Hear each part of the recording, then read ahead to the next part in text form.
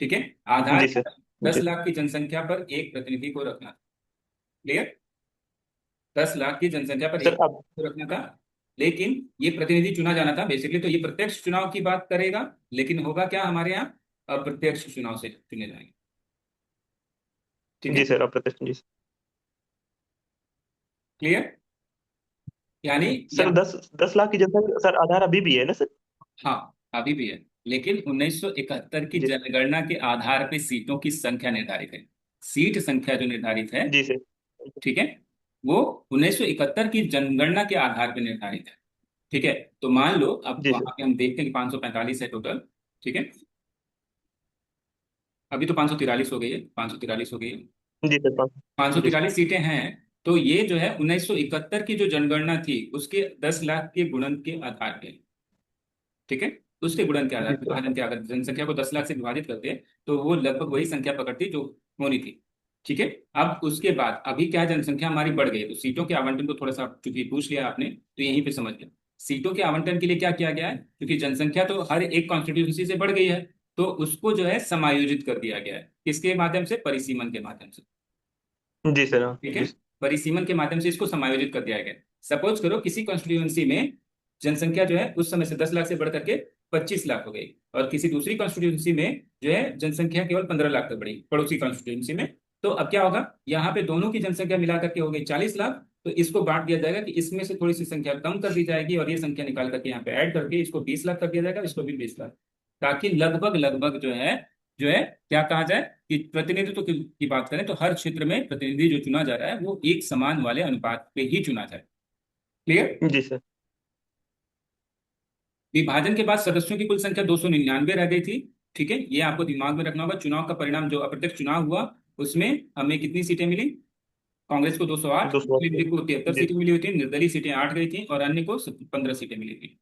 इसमें सबसे महत्वपूर्ण चीज मैं अगर कहूं अभी के हिसाब से आपको जो जोड़ के रखना होगा, वो है महिला, मुस्लिम महिला। जी सर। ठीक है। मुस्लिम महिला के तौर पे, तो वो तो सर एक ही है ना सर? हाँ बिल्कुल बिल्कुल, मुस्लिम महिला। अगर एनसीईआरटी आपने नहीं पढ़ी है ना अभी, सर मैंने उसको तो नहीं पढ़ा है। ठीक है, अगर आप एनसीईआरटी पढ़ते तो उनका जिक्र किया गया है। ठीक है। बेगम एजाज रसूल के द्वारा एक स्टेटमेंट दिया गया है कि विभाजन के बाद की बात करें, ये विभाजन के बाद की महिला थी। इन्होंने बोला संविधान सभा में कि आप लोग किसी भी हाल में मुस्लिमों के लिए कोई भी पृथक निर्वाचन या आरक्षण की व्यवस्था मत करिएगा। ठीक है। ये उनका स्टेटमेंट है जो जी एनसीईआरटी सर। ने लिखा हुआ है। पृथक निर्वाचन या आरक्षण नहीं दीजिएगा। ठीक है, ये सीधा उनका कहना है, संविधान सभा की बैठक में ये चीज उन्होंने बोली। तो ये चीजें बहुत इंपॉर्टेंट है जो हमें जोड़नी चाहिए, हमको जाननी भी चाहिए। कल को ये पूछा जाता है कि लेकिन मुस्लिम प्रतिनिधि ने जो है संविधान सभा में कहा कि हमें पृथक निर्वाचन की आवश्यकता नहीं है, और मान लो कल को ये नाम आता भी है कि बेगम एजाज रसूल हैं, वो एकमात्र महिला जो मुस्लिम समुदाय से आती थी और महिलाओं की तरफ से संविधान सभा में प्रतिनिधि के तौर पर थी, जहाँ 15 महिलाएं थी केवल। ठीक है, तो वो जी चीज सर। वहां पे जी सर। जोड़ेंगे। ठीक है। यहाँ पे अनुसूचित जाति की जो जनसंख्या थी वो 26 थी, आज की तरह 16 वाला नहीं कॉन्सेप्ट। ठीक है। अनुसूचित जनजाति के जी लिए सर। जो है 33 सीटें थी। क्लियर। आज ठीक। तो सर, अब तो सर रिजर्व है ना हाँ सर, मतलब 84 और 47 सर। हाँ, वही कह रहा हूँ कि मतलब जो है ये जी ध्यान रखना, ये कुछ गलती से। तो अभी क्या है कि वो जो है 26 सीटें थे अनुसूचित जाति के लिए, अनुसूचित जनजाति के लिए 33 सीटें वहां पर आरक्षित थी, यानी कि उसमें सदस्य थे। संप्रदाय के हिसाब से मुझे नहीं लगता कि इसकी जरूरत है हमें, संप्रदाय को मैं इग्नोर कर रहा हूँ, उसको रहने दें। प्रथम बैठक जैसा हमने डिस्कस किया था कि 9 दिसंबर 1946 को ही हुआ था। ये हमें याद करने की जरूरत ही नहीं कि सच्चिदानंद सिन्हा को किस दिन चुना गया था। ठीक है, तारीख क्या थी, वो जी तारीख सर। हमें सिंपल सा है, हमने आपसे कल डिस्कस किया था कि पहली बैठक हुई तो पहले बैठक में ही सचिव अध्यक्ष की जरूरत होगी, अस्थायी अध्यक्ष चुना जाएगा, और वरिष्ठता के आधार पर, यानी सबसे वयोवृद्ध नेताओं में से एक थे तो इसलिए उनको चुन लिया गया। ठीक है। फ्रैंक एंथोनी जी सर। उपाध्यक्ष के तौर पे चुने गए थे, अभी तक नहीं पूछा गया, उम्मीद करते हैं नहीं पूछेगा। ठीक है। क्योंकि ये जी 46 में सर। की बैठक हो रही है तो इसलिए सीधी सी बात है, मुस्लिम लीग और देसी रियासतों ने इसका बहिष्कार किया था क्योंकि वो इनके अधिकारों के अतिक्रमण की बात हो रही थी। तो पहली बैठक में उपस्थित होने वाले सदस्यों की संख्या लगभग 211 के आसपास थी। ठीक है। दूसरी जी बैठक सर। जैसा कि आप जान रहे थे, आपने बताया था कल कि 11 दिसंबर 1946 को दूसरी बैठक हुई और उसी में पहली बार अस्थायी अध्यक्ष का चुनाव किया गया, और वो चुने गए राजेंद्र प्रसाद। ठीक है। जी और सर। यहीं पे बीएन राव को जो है हमने अपना संवैधानिक सलाहकार नियुक्त कर लिया। तो संवैधानिक जी सर। सलाहकार का मुख्य काम क्या था, सर उन्होंने ही सर पहली बार संविधान को कुछ अनुच्छेद सर बनाए थे, शायद 243 वगैरह अनुच्छेद उन्होंने ही सर बनाए थे, बीएन राव ने ही। और कुछ आठ या अनुसूची है सर कुछ। प्रारूप समिति को जो काम करना था, ठीक है, सर इन्होंने ही सौंपा था ना सर ये काम को, बिल्कुल प्रारूप बीएन समिति राव ने ही को सर। कच्चा कार्य करके बीएन राव ने दिया था। बीएन राव को जी थोड़ा सर। सा इंपॉर्टेंस देना आप, क्योंकि ये बहुत इंपॉर्टेंट व्यक्ति हैं। इनके जी नाम सर। पे, जैसे हम पढ़ते हैं ना कि अगर बात करें रविंद्रनाथ टैगोर के बारे में, वो एकमात्र व्यक्ति हैं जिनके गीतों को या राष्ट्र कवि के तौर पे हम जानते हैं, और उनके गीत जो है दो राष्ट्रों में जो है राष्ट्रीय गीत के तौर पे हैं। ठीक है, जी और हमारे यहाँ तो जी सर। राष्ट्रगान भी है, और बांग्लादेश में भी है। तो वो उसी तरीके जी से सर। बीएन राव इंपॉर्टेंट है। बीएन राव ने 100 से अधिक देशों के संविधान निर्माण में मदद की है। जी सर। ठीक है, और ये जो है जी Guinness sir. Book of world record है इनके नाम पे, और आप समझ लो कि आप जो है किसी के भी बस की बात नहीं है कि इस रिकॉर्ड को तोड़ सके। ठीक है, इनको जो है जी सर। यूएनओ ने जो है एक तरीके से जो है इस चीज के लिए जो है पर्यवेक्षक के तौर पे नियुक्त किया था, और सलाहकार के तौर पे इन्होंने लगभग हर अफ्रीका के संविधान निर्माण में जो है योगदान दिया है। ठीक है, जी सर। अब यहाँ पे एस सी मुखर्जी और कृष्णाचार्य वाले तो ये तो क्लियर रखिएगा, अस्थायी उपाध्यक्ष के तौर पे इनको लाया गया था, रखा गया था। तीसरी ध्यान रख एक और चीज। अच्छा ये बताओ, जो कार्यकारी सरकार है हमारी, सरकार बनेगी आगे, उस टाइम पे कितनी सभाएं हैं, कितने सदन है? मतलब सर मैं समझ नहीं। कार्यकारी सरकार बनी थी। अच्छा, तो वो सर याद नहीं है मुझे। ठीक है, अच्छा प्रथम संविधान संशोधन। 1951 में हुआ था सर। ठीक है, संविधान संशोधन राज्यसभा से 2/3 बहुमत से पास हुआ था। ये सही है या गलत है?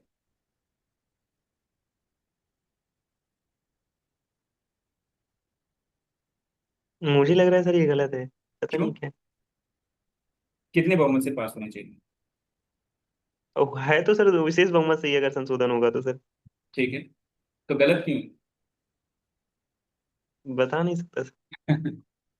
कब हुआ था? बताया अभी तुमने, 1951। 1951 में सर। जी। ठीक है, प्रथम आम चुनाव कब हुए हैं? 1951 52 में। ठीक है, 52 में, मतलब सरकार का की सरकार वहां पे हुई है। यानी इस टाइम पे जब पहला संशोधन हो रहा है, राज्यसभा बनी ही नहीं है ही जी नहीं। सर। जी सर। ठीक है, इसलिए इस पहले ही संविधान संशोधन में हमारे संविधान संशोधन की प्रक्रिया जो है कमजोर साबित हो जाएगी। जी सर। ठीक है, ये आलोचना की जाती है, ये बहुत इंपॉर्टेंट पॉइंट है कि हमारा पहला ही संविधान संशोधन हुआ और उसमें धज्जियां उड़ गई संविधान की। जब दूसरी सभा है ही नहीं तो संविधान में संशोधन कैसे होगा? जी ठीक है, सर। जी क्योंकि सर उस बिल्कुल। समय संविधान सभा उन्हीं लोगों से थी जो स्वतंत्रता के प्रेरक तत्वों में से थे, यानी कि प्रेरक तत्व थे, यानी उन्होंने उसको प्रणेता के तौर पे हम कह सकते हैं कि स्वतंत्रता के प्रणेता थे। तो जाहिर सी बात है, हमने कोई भी वहां पे प्रश्न चिन्ह नहीं लगाया, ना तो न्यायपालिका ने लगाया। ठीक है, लेकिन जी सर। उसके बाद तो ये जो है कई सारी चीजें लगी हैं और वहां पे है। ठीक है, अब तो नहीं हो सकता कि राज्यसभा नहीं है तो वहां पे हो जाए, या लोकसभा नहीं है तो संविधान संशोधन हो जाए, ऐसा हो ही नहीं सकता है। ऐसा क्लियर? जी सर बिल्कुल। तो ये पॉइंट बहुत इंपॉर्टेंट है, एकमात्र संशोधन है संविधान का जो एकल सदनीय बैठक में हुआ है पारित, यानी केवल लोकसभा द्वारा तो पारित कर दिया गया है। ठीक है, तो सर वो जो स्टेटमेंट 2/3 बहुमत सर गलत है ना सर वो। राज्यसभा है ही नहीं तो 2/3 जी बहुमत से पास हुआ है वाला गलत हो जी जाएगा अपने आप ही। जी सर। जी ठीक सर। है, ठीक है, तीसरी बैठक में यानी 13 दिसंबर को उद्देश्य प्रस्ताव प्रस्तुत किया गया था। ठीक है, जी सर। प्रस्ताव जो है नेहरू जी ने रखा था, समर्थन किया था यहाँ पे किसने, उद्देश्य प्रस्ताव का समर्थन किसने किया था? अ, सरदार पटेल। जी सर। हाँ जी सर बिल्कुल सरदार ठीक है, पटेल जी सर। लेकिन ये सर मतलब संविधान सभा की सारी पांचवा अधिवेशन था ना सर वैसा तो। नहीं वैसे तीसरा ही देखें है, तो तेरह तीसरा दिसंबर ही। को 13 दिसंबर को ही तो हो रहा है। सर कह रहे हैं कभी कहीं दिख रहा है कि सर पांचवें अधिवेशन में इन्होंने सर प्रस्तुत किया था। कहाँ पे? ठीक है, सर पेश कब मैंने हुआ कहीं है ये पढ़ा है बताओ, सर मैंने। प्रस्तुत कब हुआ जिस है? प्रस्तुत तो सर ये 13 दिसंबर को हुआ था। ठीक है, और 22 जनवरी को अब स्वीकार किया गया था 22 जनवरी दूसरा को। यहाँ पे हुआ 12 को तीसरा होगा, 13 को चौथा ही तो होगा अगर करोगे ऐसे भी तो। अगर सपोज करो कि मान लें कि लगातार हर दूसरे तीसरे दिन सेशन हो रहा है, तो भी अगर दूसरी बैठक आपने 11 दिसंबर को बोली है तो तीसरी बैठक 12 दिसंबर को होगी, 13 दिसंबर को चौथी बैठक हो जाएगी, तो पांचवी तो होगी ही नहीं किसी भी हाल में। क्लियर? तो सर ये क्वेश्चन पूछा गया है सर, मुझे लग रहा यूपी में नहीं है अभी तक। है। हाँ। नहीं नहीं, यूपी में अब किसी छोटे एग्जाम में पूछा कि तो अलग बात है, अदरवाइज ऐसे नहीं है। मैं सर पीवाईक्यू में सर पढ़ा था सर, तो वैसा। देखना कहीं गलती और से हो। मैंने उसको नोट भी। जी सर, हो सकता है सर। जी सर। अब लॉजिकली समझो, तुम्हें खुद पता है कि दूसरी बैठक 11 दिसंबर को हो रही है, ठीक है? तो तीसरी, अगर मान लेते हैं कि यहाँ पे मैंने गलत लिखा है, तो 12 तारीख को तीसरी होनी चाहिए, चौथी बैठक तो वैसे भी 13 को ही होनी चाहिए, पांचवी बैठक जो है आपकी 14 तारीख को, अगर क्रमागत चलने की बात करें लगातार चलेगा तो। ठीक है, तो पांचवी बैठक जी तो किसी भी हाल में 13 दिसंबर को नहीं होगी जब तक हम 10 दिसंबर को एक बैठक ना आयोजित करके, मतलब बैठक आयोजित कर दें और 11 दिसंबर वाली बैठक जो है हम तीसरी मान लें। क्लियर? जी सर। तो अब इतने जी सारे सर। हम फैक्ट तो नहीं बदल सकते, तो इसलिए क्लियर है ना, जब भी ऐसे कुछ कंफ्यूजन हो ना तथ्यात्मक जहां पे दुविधाएं हो, तुरंत जोड़ के देखने की जरूरत है कि दूसरी अगर 11 तारीख हुई तो तीसरी होनी चाहिए, अगर मान लेते हैं कि लगातार हो रही है तो 12 को होगी, चौथी ये होनी चाहिए, तो इस तरीके से नहीं तो इसका मतलब है सीधा कि मैंने जो पढ़ लिया वो गलत हो गया है इसमें। ठीक है? क्लियर? जी सर। अब जो अंतिम बैठक हुई थी वो आपको पता है? हाँ सर, ये 24 जनवरी 1950 को ही। ठीक है, 24 जनवरी 1950 में। कौन सा अधिवेशन होगा? क्योंकि अभी पूछा नहीं गया, मैं बट चाहता हूँ कि आप इसको जोड़। 24 जनवरी 1950 की जो बैठक थी वो 12वां अधिवेशन थी। ठीक है? जी सर। क्लियर? यहीं पे, चूंकि राजेंद्र प्रसाद जो है अध्यक्ष थे, संविधान सभा के अस्थायी अध्यक्ष थे, तो उनको जो है राष्ट्रपति के तौर पे जो है निर्वाचित कर दिया गया, मान लिया गया कि निर्वाचित है। ठीक है? जी उसी सर। तरीके से यहाँ पे अगर कहें तो उस दिन जो संविधान पे अगर हस्ताक्षर करने की बात करेंगे, संविधान पे हस्ताक्षर करने वाले 284 सदस्य हैं। ठीक है? राष्ट्रगान और राष्ट्रगीत को जो है संवैधानिक मान्यता या वैधानिक मान्यता दी गई है, संवैधानिक की बजाय वैधानिक जी। मान्यता होती है, वो चीज हम कह सकते हैं। समितियों की जी बात सर। करें तो यहाँ पे कुछ प्रमुख समितियां हैं, वो आप जोड़ लेना। प्रारूप समिति तो आपको पता है कि अम्बेडकर है, इसके कौन कौन सदस्य थे बता सकते हो? सर अभी तो मेरे को याद नहीं है, लेकिन छह इनको लगाकर सर साथ हैं, अध्यक्ष अध्यक्ष हम्म। को सर। वैसे तो सर छह ही है ना ऐसा। हाँ, वैसे 6 रहने चाहिए। एक की डेथ हो जाती है तो वहां पे जो है बदल जाएंगे और एक और बदलते हैं, तो इस तरीके से बदलाव वो होगा। डीपी खेतान थे ना सर वो। हाँ बिल्कुल, दो लोगों की, एक लोगों को हटा करके दूसरे को रखा जाएगा और एक की डेथ हो जाएगी तो उनकी जगह पे किसी को प्रतिनियुक्त किया जाएगा। ठीक है? सर मुझे अभी याद नहीं है, लेकिन सामने आएंगे तो सर मैं हाँ बता बिल्कुल, दूंगा मैं सर, मानता ऐसा हूँ, भी है। तो हमें बस ये ध्यान रखना कि हमें सारे ये नाम जो है याद करने की जरूरत पड़ेगी। ठीक है? जी सर। नियम समिति की बात करें तो नियम समिति किससे जुड़ी है? विधायिका से जुड़ी है। ठीक है? विधायिका के जी सर। नियमों को बनाना हो या फिर कोई भी अन्य नियम बनाना हो कि किस तरीके से करना है, तो राजेंद्र प्रसाद ने किया था, क्योंकि वो संविधान सभा के अध्यक्ष थे, तो उनके ही अधीन वो नियम समिति बना दी गई थी। संघ शक्ति वाला तो आपको क्लियर है कि जवाहरलाल नेहरू थे, संघीय संविधान समिति भी उनके पास ही रहेगा। प्रांतीय संविधान की जी बात सर। करें तो वो पटेल थे। झंडा समिति की बात होती तो यहाँ पे कृपलानी का नाम आता है, और मौलिक अधिकार अल्पसंख्यक जनजातीय सलाहकार समिति के अध्यक्ष पटेल थे। क्लियर? ये कुछ प्रमुख समितियां हैं सर जिनके बारे में पूछा जाता है। हाँ सर कहीं कहीं पर ये झंडा समिति के सर डॉक्टर राजेंद्र प्रसाद जी है वो।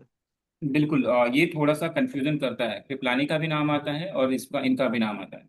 ठीक है? जी सर। अब अगर अधिवेशनों की बात करें तो कितने अधिवेशन हो गए थे संविधान बनने तक? तो 11 ही थे सर वैसे तो। 11। कब तक 11। हुआ था लास्ट ये वाला अधिवेशन, इसके हिसाब से लास्ट कब हुआ था या अंतिम? सर 24 जनवरी को पहले से नहीं नहीं होगा नहीं, सर। 26 नवंबर। सॉरी, जी सर 26 नवंबर, जी सर 26 नवंबर 1949 सर। ठीक है? ये वाला जिसमें जी मतदान सर। हुआ था, ये तो केवल एक अंतिम बैठक बुलाई गई थी। किस लिए? कि जो है हम 26 जनवरी 1949 को जो है अपने लिए जो है एक तरीके से जो है राष्ट्र की जो है अगर बात करें तो संविधान लागू करने के लिए, यानी गणतंत्र दिवस मनाने के लिए जो वो चीजें कर सके। क्लियर है? जी अदरवाइज हम सर। जो है चाहते तो 26 नवंबर से ही अपना जो है पूरा संविधान लागू कर सकते थे। क्लियर? जी सर। अब अगर बात करें तो जैसे हमने देखा था कि अगर यहाँ पे मूल भागों की बात करें संविधान में तो 22 थे, गणना की दृष्टि से बाद में हमने इसमें 25 जोड़ लिए। ठीक है? कितने भाग जोड़े गए जी हैं? सर। चार ही है सर। बिल्कुल, लेकिन कोई डिलीट भी हुआ है। अ, अगर 22 में 4 जोड़ोगे तो 6 हो जाएंगे। सर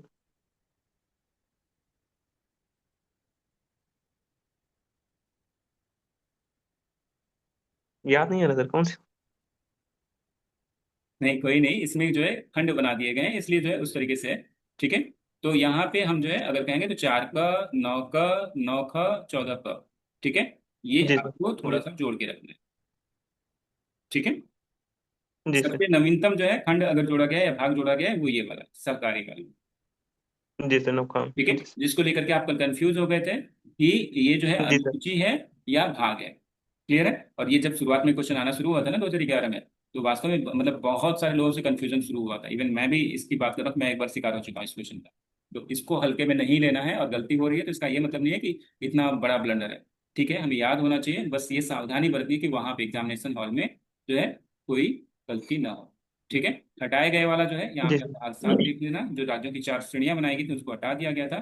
श्रेणियों का समूहन जो किया गया था, क ख ग घ, जो श्रेणियां थी उसको डिलीट किया गया 7वें संविधान संशोधन से। ठीक है, वो चीज आप जोड़ लीजिए। जी सर। इसी तरीके से अगर बात करें तो जो महत्वपूर्ण भाग है, तो भाग एक तो आपको पता ही है, दो पता ही है, तीन पता ही है, चार पता है। चार के बाद चार का आता है, वो हो जाएगा कौन सा? जी सर। चार का मौलिक कर्तव्य सर। जी सर। ठीक है, फिर उसके बाद भाग मुझे 5 में सर समूह 21 याद सरकार। है और मैंने 22 नहीं याद किया है। क्या चीज? मुझे 21 तक याद है सर, 22 मैंने याद नहीं किया है। ठीक है, कोई बात 21 नहीं। याद है। 22 के बाद कुछ जो है आपके लिए ये अगर बात करें तो ये तो जुड़े हुए हैं, लेकिन हमारे लिए क्या इंपॉर्टेंट है बीच वाले जो है, जो वैसे अगर संख्या, ये संख्या की बात करोगे किस संख्या तक उल्लिखित है तो केवल 22 भाग ही बताए जाएंगे, भाग 22 ही लिखा जाएगा। कारण कि जो जी हमने ऐड किया है वो यहाँ पे 9 क, 9 ख, यहाँ पे 4 क, और एक जो है 11 क जोड़ा हुआ है। जी सर। ठीक है, तो इस तरीके से हमने जोड़ा हुआ है। ठीक है, तो क का जोड़ने की वजह से संख्या में कोई बदलाव नहीं हुआ है, संविधान में जो मूल संख्या लिखी गई है वो 22 ही है। ठीक है, जैसे हम कहते जी हैं सर। 395 ही अनुच्छेद मेंशन है, संख्या की बात करें तो 395 संख्या ही लास्ट लिखी गई है, वही वैसे ही है यहाँ पे 22 आगे ही लिखे। ठीक है, जी सर। अब अमेरिका से क्या क्या चीजें मिली हैं वो आपको एक बार देखना होगा, वो चीजें आप जोड़ लेना। मौलिक अधिकार लिया गया है, प्रस्तावना का विचार हमने जो कल डिस्कस किया था, न्यायिक नवलोकन की जी शक्ति सर। कहाँ से हमने ली है, यानी कि वो तरीका महाभियोग की प्रक्रिया हमने ली है, किसके महाभियोग की? राष्ट्र बिल्कुल, राष्ट्रपति की। है? राष्ट्रपति। राष्ट्रपति के महाभियोग की प्रक्रिया ली है, जी फिर सर। न्यायिक न्यायाधीशों को हटाने की भी प्रक्रिया यहीं से है। जी सर। जी सर।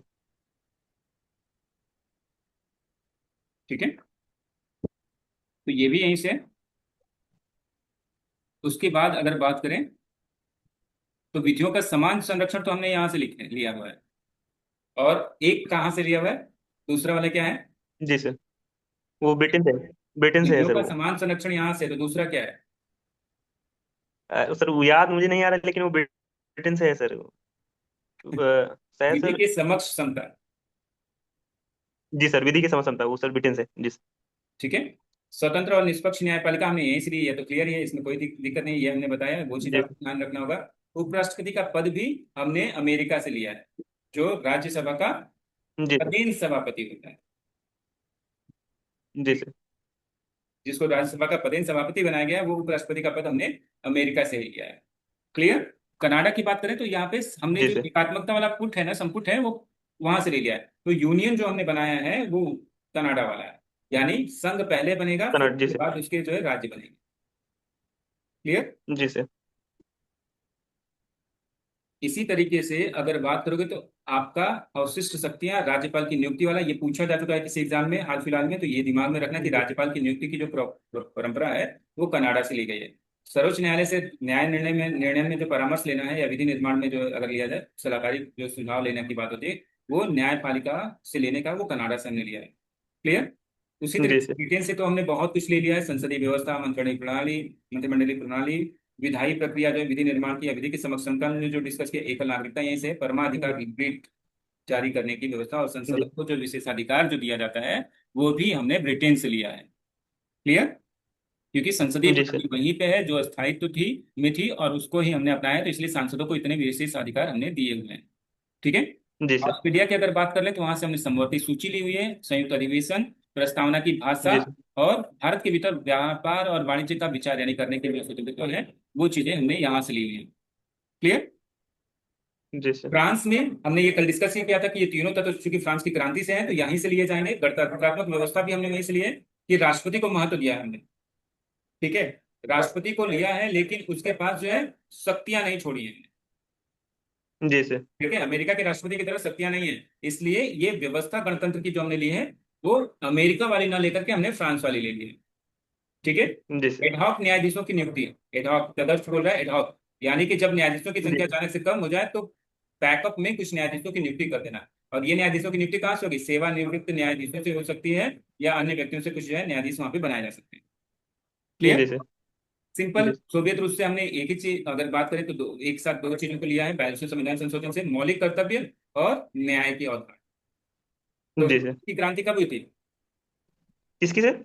रूस की क्रांति कब हुई थी? रूस की क्रांति याद नहीं है। 1917। जी सर। ठीक है। उसके 1917। बाद जो है वहां पे लेनिन की सरकार आगे चल करके बनेगी और वो जो है एक संविधान ले आएंगे, उसमें जो है इन दोनों चीजों की बात की जाएगी, मौलिक कर्तव्य और न्याय। ठीक है। दक्षिण अफ्रीका जी के सर। संविधान से हमने संशोधन की प्रक्रिया ली है और राज्यसभा के सदस्यों का निर्वाचन। आपातकाल कहाँ से हमने लिया है? जर्मनी से। जर्मनी के वाइमर।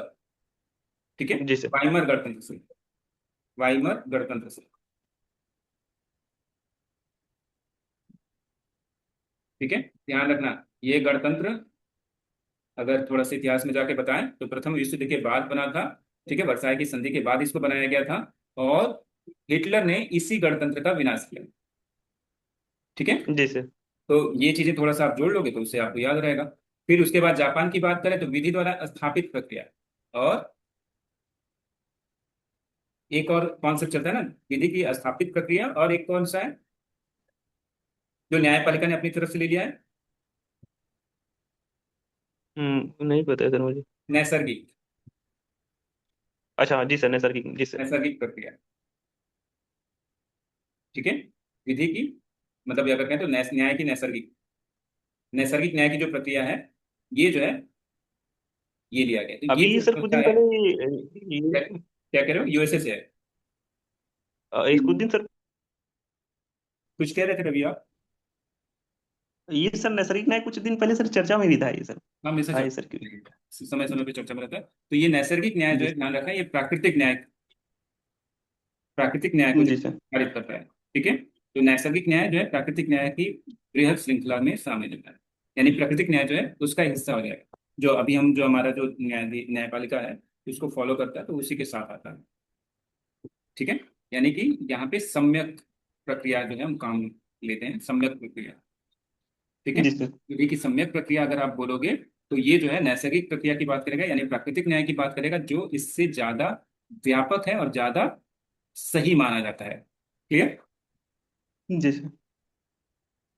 अगला अगर हम बात करें तो आयरलैंड से आपको पता ही है कि राज्य के नीति निर्देशक तत्वों को जो है वहां से लिया गया, राष्ट्रपति के निर्वाचन की विधि को वहां से लिया गया है, और राज्यसभा के सदस्यों के नामांकन को लिया गया, नॉमिनेशन, जो जी 12 सदस्य जी सर। नॉमिनेट किए जाते हैं वो व्यवस्था हमने ली है। और भारत शासन अधिनियम तो हमारे लिए इंपॉर्टेंट है, क्योंकि यहाँ से हमने लगभग लगभग 290 या 95 जो है प्रावधानों को जो है सीधे शामिल कर लिया है। तो यहाँ से न्यायपालिका का पूरा ढांचा हमने ले लिया, और संघीय व्यवस्था का विचार यानी तीनों अनुसूचियां वहां से हमने ले ली, और अध्यादेश जारी करने की जो शक्ति थी गवर्नर के पास यानी कि वायसराय के पास, वो हमने यहाँ से ली है। क्लियर। जी सर। तो आज के लिए क्वालिटी में हम इतना ही रखेंगे। ये पीडीएफ आपको चाहिए या फिर आप जो है इसको अपने नोट से पढ़ोगे, ये बताओ। सर मतलब मैं तो सर इसको पढ़ा हूँ, बाकी सर देने रिवीजन कर लूंगा अगर तो। ठीक है। फिर भी मैं चाहता हूँ कि इसमें अगर कुछ ऐड ऑन करना है तो ऐड ऑन करिए, आप उसको रिवाइज करिए, आपने नोट से पढ़ना है तो आप उससे अपने नोट से पढ़िए। ये रिवीजन मतलब जी होना सर। चाहिए, उसमें कोई वो मत करना। और साथ में जो परिभाषाएं वाला मैं अभी प्रोवाइड कराऊंगा उसको आप पूरा पढ़ोगे। ठीक है। ऑफ हाँ द सर, वो जो